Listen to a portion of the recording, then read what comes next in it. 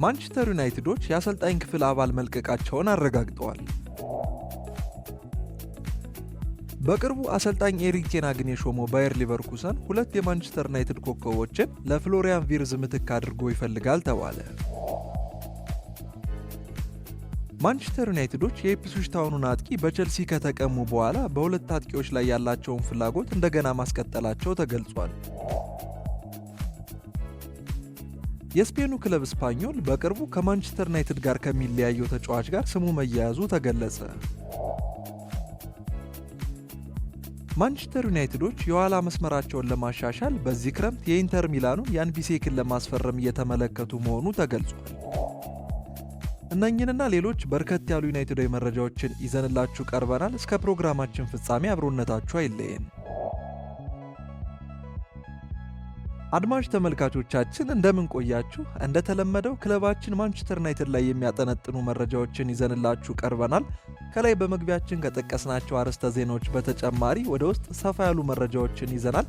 ከእናንተ የሚጠበቀው ይህንን ቻናል ሰብስክራይብ በማድረግ ቤተሰብ እንድትሆኑ ብቻ ነው። ከዛ በተጨማሪም ይህንን ቪዲዮ ላይክ በማድረግ ተደራሽነታችንን እንድታሰፉልን እየጠየቅን ዛሬ ወዳዘጋጀንላችሁ አዳዲስ ዩናይትዳዊ መረጃዎች እንለፍ።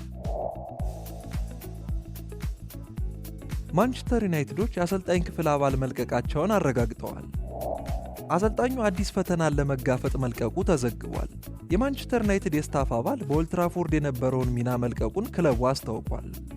ከ12 ወራት በፊት ክለቡን የተቀላቀለው ስዊድናዊ አንድሪያስ ጆርጅሰን ከዚህ በኋላ የዩናይትድ የመጀመሪያ ቡድን አሰልጣኝ ሆኖ እንደማያገለግል ተዘግቧል። እንደሚታወቀው በኦልድ ትራፎርድ አስቸጋሪ የውድድር ዘመን ነበር። ዩናይትድ በፕሪሚየር ሊጉ 15ኛ ደረጃ ላይ ሆኖ ነበር ያጠናቀቀው። በቅርቡም በአውሮፓ ሊግ የፍጻሜ ጨዋታ በቶትናም ተሸንፎ ዋንጫ ማግኘት አልቻለም ነበር። ክለቡ የድህረ ውድድር ጨዋታውን በኤዥያን ኦልስታር ተሸንፎ ሆንግ ኮንግን ደግሞ አሸንፎ አጠናቋል። ጆርጅሰን ወደ ዩናይትድ ሲመጣ በሰዓቱ ኤሪክ ቴን ሃግ አሰልጣኝ በነበረበት ወቅት የቆሙ ኳሶችን አሰልጣኝ ሆኖ ነበር። ነገር ግን ሩበን አሞሪም በህዳር ወር ክለቡን ሲረከብ የኃላፊነት ከእርሱ ተቀምጧል። ጆርጅሰን ዋና አሰልጣኝ ከነበረበት ከኖርዌው ሌሊ ስቶርም ነበር ወደ ኦልድ ትራፎርድ የመጣው። አሰልጣኙ ከሳውዛምፕተን፣ አርሰናል፣ ብሬንትፎርድ እና ማልሞ ጋርም ቆይታ አድርጓል። ጆርጅሰን ከማንቸስተር መልቀቁን አስከትሎ በሰጠው ምላሽ በማንቸስተር ዩናይትድ የመጀመሪያ ቡድን አሰልጣኝ ሆኜ ማገልገሌ ግሩም ተሞክሮ ነው። ሁልጊዜም እንደዚህ ካለው ታላቅ የእግር ኳስ ክለብ ጋር በመስራቴ እኮራለሁ። እዚህ ያለኝ የሥራ ጊዜ አብቅቷል። እናም ሌላ ቦታ አዲስ ፈተና ለማግኘት እሄዳለሁ ብሏል። ጆርጅሰን አክሎም ወደፊት ስላሉኝ እድሎች ብደሰትም ማንቸስተር ዩናይትድን ልዩ የሚያደርጉልኝን ብዙ ምርጥ የሥራ ባልደረቦቼና ጓደኞቼን በካሪንግተን ትቼ በመሄድ ያዝኛለሁ። እንዲህ ባለ አስቸጋሪ የውድድር ዘመን እንኳን የተጫዋቾችና የሰራተኞች ፕሮፌሽናልነትና ቁርጠኝነት መቼም ቢሆን አልተለወጠም። እናም ወደፊት የተሻሉ ጊዜያት እንደሚኖሩ አውቃለሁ ብሏል። የዩናይትዱ ቴክኒካል ዳይሬክተር ጄሰን ዊልኮክስ በበኩሉ አንድሪያስ ባለፈው ዓመት የወንዶች የመጀመሪያ ቡድን የአሰልጣኝ ስብስብ አባል ነበር። እናም ላደረገው ጉልህ አስተዋጽኦ እናመሰግናለን። ለቀጣዩ የሥራው ጉዞ ምስጋናችንንና መልካም ምኞታችንን እንገልጻለን ሲል ተናግሯል። የስፔኑ ክለብ ስፓኞል ከማንቸስተር ዩናይትድ ተጫዋች ጋር ስሙ መያያዙ ተገለጸ። የላሊጋው ክለብ ስፓኞል በዚህ ሳምንት በማንቸስተር ዩናይትድ ውስጥ ላለው የመሃል ሜዳ ተጫዋች አስገራሚ ማረፊያ ሊሆን እንደሚችል ተዘግቧል። ተጫዋቹ ክርስቲያን ኤሪክሰን ነው። የዴንማርኩ ኢንተርናሽናል በዚህ ክረምት እንደገና ለመንቀሳቀስ ተዘጋጅቷል። ይህ የሆነው ማንቸስተር ዩናይትድ የ33 ዓመቱን ተጫዋች አዲስ ኮንትራት ላለመስጠት ውሳኔ ካስተላለፈ በኋላ ነው። በዚህ ክረምት ተጫዋቹ እንደ ነፃ ወኪል ሆኖ ይገኛል። በአህጉሪቱ የሚገኙ በርካታ ክለቦችም ለቀጣዩ ውድድር ዘመናቸው በማሰብ የቀድሞ የቶትናምና የብሬንትፎርዱን ድንቅ ተጫዋች በክለባቸው ለማሳረፍ ፍላጎት እንዳላቸው ተነግሯል። ይሁን እንጂ በዚህ ሳምንት ከላሊጋው አንድ አስገራሚ ክለብ ተፎካካሪ ሆኖ ብቅ ብሏል። የዝውውር ዜና ነፍናፊው ኤክሬም ኮኖር በኤክስ ገጹ ላይ እንደዘገበው ስፓኞል ለክርስቲያን ኤሪክሰን ዝውውር ፉክክሩን ተቀላቅሏል። የስፔኑ ክለብ በዚህ ክረምት ማንቸስተር ዩናይትድን ሊለቅ ያለውን ክርስቲያን ኤሪክሰንን በንቃት እየተከታተለ ነው ሲል ዘግቧል። በቅርቡ አሰልጣኝ ኤሪክ ቴን ሃግን የሾመው ባየር ሊቨርኩሰን ሁለት የማንቸስተር ዩናይትድ ኮከቦችን ለፍሎሪያን ቪርዝ ምትክ አድርጎ ይፈልጋል ተባለ። ባየር ሊቨርኩሰን የፍሎሪያን ቪርዝን አይቀሬ ዝውውር ለመተካት በማቀድ ሁለት የማንቸስተር ዩናይትድ ተጫዋቾች እንደሚያሳድ ተዘግቧል። ፋብሪዞ ሮማኖ ከሰሞኑ የሊቨርፑል ደጋፊዎችን የሚያስደስት አዲስ መረጃን አቅርቦ ነበር። ይህም ፍሎሪያን ቪርዝ ወደ ክለባቸው እንደሚቀላቀል ማረጋገጫ ነበር። የ22 ዓመቱ ወጣት በጀርመን እግር ኳስ በዚህ ትውልድ ብቅ ካሉት ታላላቅ ባለተሰጥኦዎች መካከል አንዱ ነው። ሊቨርኩሰኖች በ2024 ታሪካዊ የቡንደስሊጋ ድላቸውን ሲያጣጥሙ በውድድር ዓመቱ ግንባር ቀደም ሚና በመጫወት ቪርዝ በታሪክ መጽሐፋቸው ውስጥ ተጽፏል። ሆኖም ተጫዋቹ ሕይወቱን ወደ ላቀ ደረጃ ለማሸጋገር በሚፈልግበት በዚህ ወቅት ሊቨርፑልን ቀጣዩ መዳረሻው ማድረጉ ግልጽ ሆኗል። በዚህ ምክንያት የሁለቱ ክለቦች ድርድር ከቅርብ ቀናት ወዲህ እየተጠናከረ የመጣ ሲሆን በ150 ሚሊዮን ፓውንድ ፓኬጅ ለመጨረስ ውይይቶች እየተጠናከሩ ይገኛል። ይሁን እንጂ የቀድሞ አሰልጣኛችን ኤሪክ ቴን ሃግ የሚመራው ባየር ሊቨርኩሰን ወርቃማው ልጃቸው ቪርዝን በማሰናበት ለአሰልጣኙ ተስማሚ ይሆናሉ ያላቸውን ተጫዋቾች በንቃት እየተከታተለ መሆኑ ተዘግቧል። የጀርመኑ ህትመት የሆነው ኪከር እንደገለጸው ኤሪክ ቴን ሃግ ሁለት የማንቸስተር ዩናይትድ ኮከቦችን በማስፈረም የድህረ ቪርዝ ዘመንን መጀመር ይፈልጋል ብሏል። ዩናይትዶችም በዚህ ክረምት ለአሊያንድሮ ጋርናቾ እና አንቶኒ ሽያጭ ክፍት በመሆናቸው የቪርዝ ሽያጭ ከተጠናቀቀ በኋላ ሁለቱን ወደ ባየር አሬና ለማምጣት የሚደረገው እንቅስቃሴ እውነተኛ ዕድል እንደሚሆን ተዘግቧል። የአርጀንቲና ክንፍ ተጫዋች አሊያንድሮ ጋርናቾ በኦልድ ትራፎርድ በኤሪክ ቴን ሃግ ተተኪው ሩበን አሞሪም ስር ከጥቅም ውጭ ሆኖ ተገኝቷል። እናም በዚህ ክረምት ወቅት ሽያጩ እውነተኛ ዕድል ይመስላል።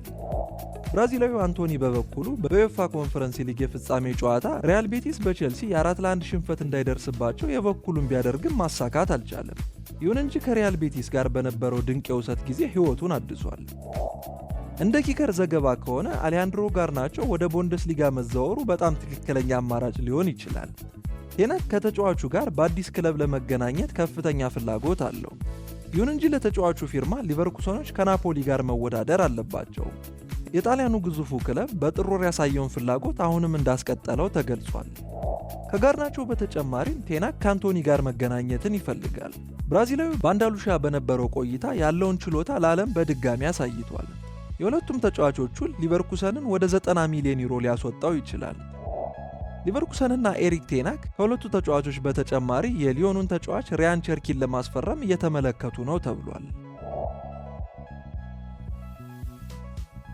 ማንቸስተር ዩናይትዶች ተወዳጅ ተጫዋቻቸውን ለመሸጥ አንድ ቅድመ ሁኔታ መሟላት እንዳለበት ገልጸዋል። ማንቸስተር ዩናይትዶች የዝውውር ገበያውን በደንብ መጠቀም ይፈልጋሉ፣ ነገር ግን ብዙ ወጪ ከማውጣታቸው በፊት ተጫዋቾችን መሸጥ አለባቸው። ኮቢ ማይኑም የሽያጩ ሰለባ ሊሆን ይችላል ተብሏል። አሁን ያለው የዩናይትድ ቡድን ከሩበን አሞሪም ያጨዋወት ዘይቤ ጋር አይጣጣምም። እናም አሰልጣኙ ብዙ አዳዲስ ተጫዋቾችን ማስፈረም ይፈልጋል። የሚሸጡ ተብለው በግልጽ የተነገሩ ተጫዋቾች እንደ ማርከስ ራሽፎርድ፣ ጄደን ሳንቾ፣ አንቶኒና ቲለር ማሌሺያ ሲሆኑ ሁሉም በዚህ ውድድር ዘመን ከግማሽ በኋላ በውሰት የተሰጡ ናቸው። ሆኖም እንደ ፉትቦል ኢንሳይደር ዘገባ ከሆነ ዩናይትድ የ20 ዓመቱን አማካኝ ትልቅ ዋጋ ከመጣ ለመሸጥ ሊገደድ ይችላል ሲል ዘግቧል። ሪፖርቱ አክሎም 70 ሚሊዮን ፓውንድ ተጫዋቹን ከኦልድ ትራፎርድ ለመሸኘት በቂ ነው የተባለ ሲሆን ሽያጩም እንደ ንጹህ ትርፍ ይመዘገባል። ይህም ለፒኤስአር የትርፋማነትና ዘላቂነት ሕጎች ጠቃሚ ነው ብሏል። ዩናይትዶች ከአዲሱ የውድድር ዘመን በፊት የአሞሪምን ፍላጎት ለማሟላት በመወሰናቸው ገንዘቡን ወደ መጀመሪያ ቡድን ስብስብ ኢንቨስት ለማድረግ ማቀዳቸው ተነግሯል። የእንግሊዙ ኢንተርናሽናል ትልቅ አቅም ቢኖረውም ክለቡ ባለበት የፋይናንሻል ሁኔታና ተጫዋቹ በአሞሪም ስርዓት ውስጥ የማይገባ በመሆኑ ሜይኑን ለመልቀቅ ተዘጋጅተዋል። ምንጮች እንደገለጹት ታዲያ የኮንፈረንስ ሊግ አሸናፊው ቼልሲ የኮቢ ሜይኑ ትልቅ አድናቂዎች ናቸው። ሜይኑ በቀድሞ ዩናይትድ አሰልጣኝ ኤሪክ ቴን ሃግ ስር ወደ ዋናው ቡድን በማደግ ድንቅ አቋሙን ቢያሳይም ሩበን አሞሪም ከተሾመ በኋላ ግን ቋሚ ሆኖ ለመጀመር እንኳን ተቸግሯል። የቲምቶክ የዝውውር ዜና አቅራቢ ፍሬዘር ፍሌቸር በፈረንጆቹ ማርች 10 ላይ ቼልሲዎች በጥር ወር ፍላጎት ካሳዩ በኋላ የሜኑን ሁኔታ በትኩረት እንደሚከታተሉ ገልጿል።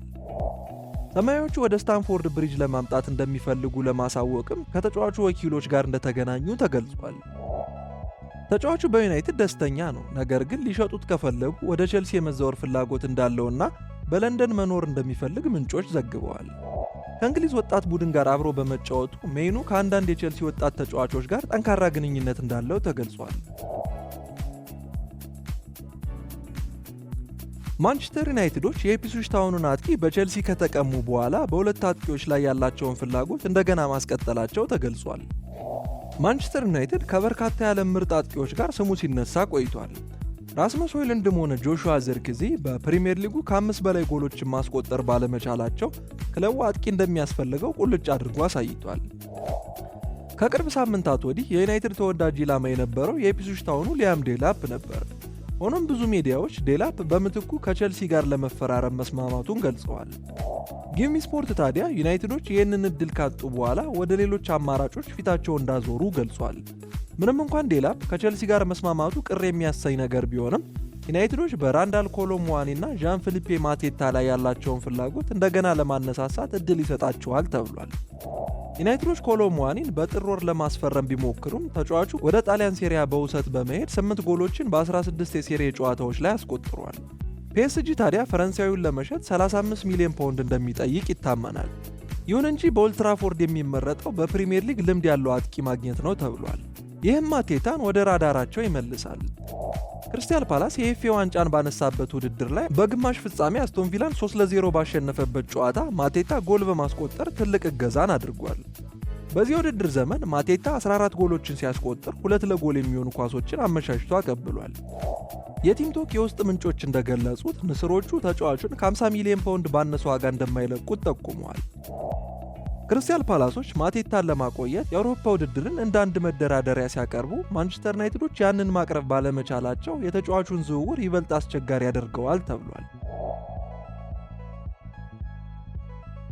ማንቸስተር ዩናይትዶች የኋላ መስመራቸውን ለማሻሻል በዚህ ክረምት የኢንተር ሚላኑን የአምቢሴክን ለማስፈረም እየተመለከቱ መሆኑ ተገልጿል። ማንቸስተር ዩናይትዶች በዚህ ክረምት ጆን ኢቫንስ እና ቪክተር ሊንድሎፍን ያጣሉ። የሊሳንድሮ ማርቲኔዝ እና የማቲያስ ዴሊት የጉዳት ሪከርድም አሳሳቢ ሆኗል። አርጀንቲናዊ እስከሚቀጥለው ዓመት ከሜዳ እንደሚርቅ የተገለጸ ሲሆን ሩበን አሞሪምም አቋሙን ለመቀየር አቅዷል። ሆላንዳዊ ማቲያስ ዴሊት በበኩሉ በሁለት ከባድ ጉዳቶች ምክንያት 13 ጨዋታዎችን ሳያደርግ ቀርቷል። ኤፍሲ ኢንተር ኒውስ እንደዘገበው አሰልጣኝ ሩበን አሞሪም የተከላካይ ክፍሉን ለማጠናከር የኢንተር ሚላኑን የአምቢሴክን በክረምቱ የዝውውር መስኮት ለማስፈረም በራዳር ውስጥ አስገብቶታል ብሏል። የ24 ዓመቱ ተጫዋች በዚህ የውድድር ዘመን 45 ጨዋታዎችን አድርጎ 21 ክሊንሺቶችን አስመዝግቧል። ተጫዋቹ የኳስ ችሎታው የተመሰከረለት ሲሆን አስደናቂ ፍጥነቱ ደግሞ የተበላሹ ኳሶችን በቶሎ ለማስተካከል ይረዳዋል። ከባርሴሎና ጋር ያደረገው የቻምፒዮንስ ሊግ የግማሽ ፍጻሜ ጨዋታም ለዚህ ማሳያ ነው። ኑራንዜሪዎቹ የተጫዋቹን ፊርማ ያገኙት ከዴንማርኩ አርሃውስ ጂኤፍ ሲሆን ዋጋውም 7 ሚሊዮን ዩሮ ብቻ ነበር። ኢንተር ሚላኖች ተጫዋቹን ለመሸጥ ባይቸኩሉም ማንኛውም ፈላጊ ክለብ ከፍተኛ መጠን ያለው ገንዘብ ካቀረበ ግን ሐሳቡን ይቀበሉታል ተብሏል። የኤፍሲ ኢንተር ኒውስ ዘገባ ይህንን ይላል። የማንቸስተር ዩናይትድ አይኖች በአምቢሴክ ላይ ናቸው። በዚህ የዝውውር መስኮት ለእንግሊዙ ቡድን ጠቃሚ ሊሆኑ የሚችሉ ተጫዋቾች ዝርዝር ውስጥ የወጣቱ ተጫዋች ስም ተካቷል። በአሁኑ ጊዜ ለኢንተር ይፋዊ ጥያቄ ገና አልቀረበም። እናም ይህ ይፈጠራል የሚል ነገር እስካሁን በውል አልታወቀም። ነገር ግን የቀድሞ የአርሃውስ ተጫዋች በአውሮፓ ሊግ የፍጻሜ ተፋላሚዎቹ ዩናይትዶች ተመራጭ ነው ይላል። ዘገባው ይቀጥላል። ከዴንማርክ በ7.5 ሚሊዮን ዩሮ የተገዛው የቢሴክ ዋጋ በከፍተኛ ደረጃ ጨምሯል። ኢንተር ድንቅ ተጫዋቹን ለመሸጥ የፋይናንሻል ጉዳይ አያስገድደውም። ይህ ማለት ግን ለተጫዋቹ ተስማሚ ናቸው የሚባሉትን ጥያቄዎች ውድቅ ያደርጋል ማለት አይደለም ሲል ገልጿል። ዘ ፒፕልስ ፐርሰን በበኩሉ ዩናይትዶች ለጀርመናዊ ተከላካይ 60 ሚሊዮን ዩሮ ለማቅረብ ክፍት እንደሆኑና አሁን ያለው የገበያው ዋጋ 30 ሚሊዮን ዩሮ እንደሆነ ተናግሯል። ባርሴሎና ለማርከስ ራሽፎርድ ከ5 እስከ 10 ሚሊዮን ዩሮ የሚጠጋ ገንዘብ ለውሰት ዝውውር ሊያቀርብ መሆኑ ተገለጸ። ማርከስ ራሽፎርድን ከቀጣዩ ውድድር ዓመት በፊት በውሰት የማስፈረም ሐሳብ ለባርሴሎና ጥሩ የሚባል ነው። በተለይም ተጫዋቹ ከሚወጣበት ገንዘብ አንጻርና ለቡድኑ ምን ሊጨምር እንደሚችል ሲወዳደር ልዩነቱ ሰፋ ያለ ነው። አሁን ላይ በስፖርት እንደተላለፈው መረጃ ከሆነ ሁኔታው እየተቀየረና የራሽፎርድ የባርሴሎና ውል ቀስ በቀስ ካታሎናውያኑ ከሚፈልጉት የበለጠው ስብስብ እየሆነ መጥቷል። ማንቸስተር ዩናይትድ በአሁኑ ጊዜ ራሽፎርድን ለማንኛውም ክለብ በውሰት የመስጠት ፍላጎት የላቸውም። እናም ቋሚ ዝውውሩን የሚቀበሉት ጥሩ ዋጋ ካገኙ ብቻ ነው። ባርሴሎና በበኩሉ ራሽፎርድን በቋሚነት ለማስፈረም በተለይም ዩናይትድ በለጠፈው የ40 ሚሊዮን ፓውንድ ዋጋ ማስፈረምን አይፈልጉም። እርሱ ጠቃሚ ጭማሪ ሊሆን እንደሚችል ያውቃሉ፣ ነገር ግን ዋጋው ትክክል እንደሆነ አያስቡ። ባርሴሎናዎች ታዲያ አማራጭ ብለው የያዙት ከ5 እስከ 10 ሚሊዮን ዩሮ ክፍያ ለ1 ዓመት የውሰት ውል ከአማራጭ የግዢ አንቀጽ ጋር ማቅረብ ነው። ተጫዋቹ አሁን የሚገኘውን ደሞዙን ለመቀነስ ከተስማማ በኋላ ባርሴሎና የተጫዋቹን ደሞዝ ለመክፈል ፈቃደኛ ነው። ምንም እንኳን አሁን የሚገኘው የራሽፎርድ ኮንትራት በዓመት 10 ሚሊዮን ዩሮ ገቢ ቢያስገኝለትም ተጫዋቹ የካታላኑን ክለብ ለመቀላቀል ደሞዙን ለመቀነስ ፈቃደኛ መሆኑ ተዘግቧል። አድማጭ ተመልካቾቻችን ለዛሬ ያዘጋጀንላችሁ ዩናይትዳዊ መረጃዎች እኚህን ይመስሉ ነበር። በቀጣይ የመረጃ ጊዜዎቻችን እስክንገናኝ ድረስ ለዚህ ዩቲዩብ ቻናል አዲስ ከሆናችሁ ሰብስክራይብ በማድረግ ቤተሰብ እንድትሆኑ በአክብሮት እንጋብዛለን።